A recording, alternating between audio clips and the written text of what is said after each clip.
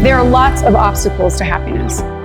Obstacles that come from our own brokenness, from other people's brokenness, or just from problems in the world around us. Virtue gives us the power to beat all of these obstacles.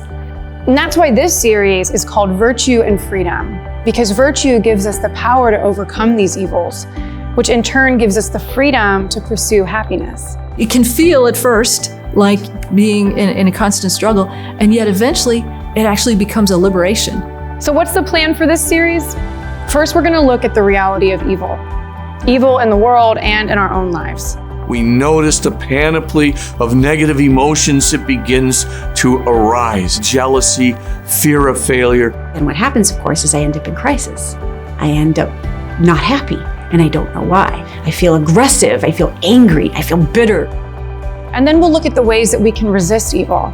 Sometimes we talk about problems at the biological level, or problems at the psychological, or the social, or the spiritual level. But in fact, all of these different levels communicate. And finally, we'll talk about some positive principles that can help us lead virtuous lives.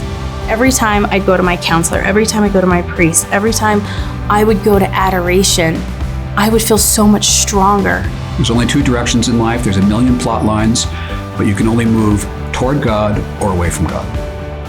We've traveled to many places to hear from some of the best minds on these subjects. How do we acquire virtue? How do we become virtuous? And some of the greatest thinking on this goes back to Aristotle. It changes your whole way of thinking. It revolutionizes the whole way you think about yourself. So by the time we've finished, you'll be ready to set out on the journey of virtue to freedom to happiness. Let's get to it.